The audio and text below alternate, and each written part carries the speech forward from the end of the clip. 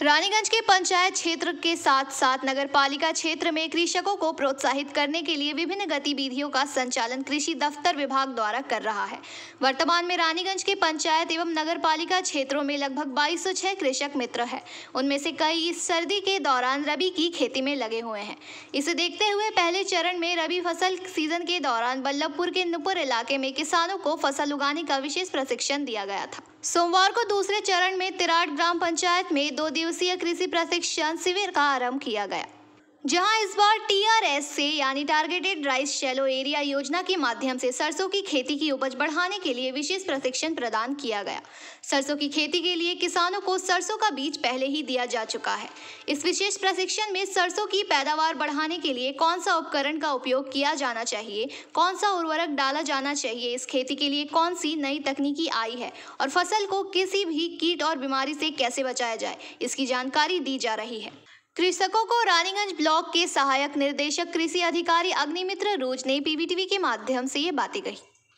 এটা হচ্ছে ফার্মার্সদের মানে কৃষকদের একটা প্রশিক্ষণ শিবির 2 দিবসীয় প্রশিক্ষণ শিবির, ঠিক আছে। এটা আমাদের একটা স্কিম, এগ্রিকালচার ডিপার্টমেন্টের একটা স্কিম আছে টার্গেটেড রাইস ফ্যালো এরিয়া।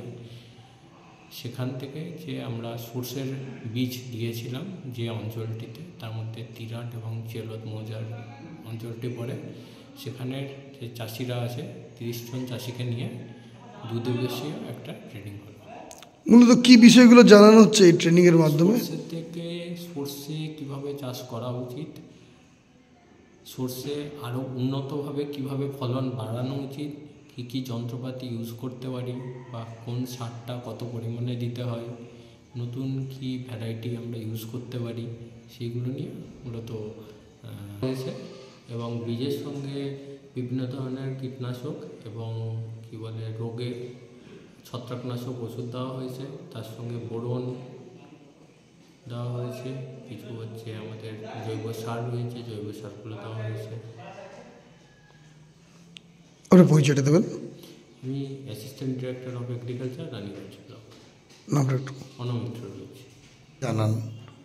আজকে আমরা ওই কৃষকদের একটা ট্রেনিংয়ের ব্যবস্থা করেছিলাম এই মৌসুমে রবি শস্যের ফলন আর কি, যে আমাদের যে সরষা, বিশেষ করে আমাদের হাইব্রিড সরষাটা এই সময় আমাদের যদি চাষ করে আর কি খুব মানে ভালো চাষ হয় আর কি। কারণ যত পেছন দিকে যাবে আর কি তত গরম যখনই পড়ে যাবে তখন ওই নেড়ি পোকাতে এই সকলগুলোকে নষ্ট করে দেয়। তাই আমরা চাষিদিকে ডেকে, কৃষক বন্ধুরা সবাই এসেছিল, তাদেরকে সবাইকে ডেকে আমাদের ADA সাহেব ছিলেন ওখানে, হ্যাঁ, তাদেরকে প্রশিক্ষণ দেওয়া হলো যে কীভাবে কীটনাশক ওষুধ ব্যবহার করা যাবে, কীভাবে গাছকে বাঁচিয়ে রাখা যাবে, আর সবদিকে মেন কথা যে কী করা যাবে না চাষের ক্ষেত্রে, কি করা যাবে না। আমার মনে হয় এটা যদি একবার চাষিরা শিখে যায় তাহলে চাষে আরও উন্নত মানের ফলন ফলবে আগামী দিনে।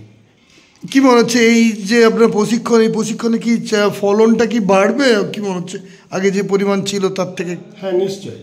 দেখুন, এখন ব্যাপার হয়ে গেছে সব কিছু, কীটনাশক থেকে আরম্ভ করে সার থেকে আরম্ভ করে আমাদের যে বীজ আসছে সেই বীজ কিন্তু টোটালি সারের উপরে নির্ভরশীল, কীটনাশকের উপরে নির্ভরশীল। এই সকল কীটনাশক না ব্যবহার করলে, সার না ব্যবহার করলে ফলন ফলবে না। সেই প্রশিক্ষণই দেওয়া হলো এবং আগামী যেভাবে চাষ হয়ে এসছে এবং যা চাষের উন্নয়ন আর কি, তার থেকে অনেক বেশি ফলন ফলবে এবং চাষিরা উপকৃত হবে এবং লাভের একটা মুখ দেখবেই। আগামীতে কিছু ভাবছেন, পরিকল্পনা রয়েছে এই কৃষিকাজ বাড়ানোর ক্ষেত্রে? হ্যাঁ, আমরা ভাবছি, যেমন আমাদের এখানে একটু জলের সমস্যা কৃষকরা আজ বলছিল আর কি, তো সেটা নিয়ে আমরা চর্চা করলাম। তো আমাদের এখানে একটা হাই অয়েল মাইন্স হচ্ছে ECL-এর, তো তাদের জল মাইন্স থেকে উঠে ডাইরেক্টলি দামোদর নদীতে চলে যাচ্ছে। তো আমরা এজেন্ট সাহেবকে বলেছি এবং এজেন্ট সাহেব বলেছেন যে একদিন একটা জয়েন্ট ভেরিফিকেশন করে পরে যে কীভাবে কী করা যায়। ওই জলটাকে আমরা ভাবছি চাষের ক্ষেত্রে কাজে লাগাবো এবং ওই জলটাকে যদি আমরা চাষের ক্ষেত্রে কাজে লাগাতে পারি তাহলে চাষিদের অন্ততপক্ষে জলের সমস্যা সমাধান হয়ে যাবে।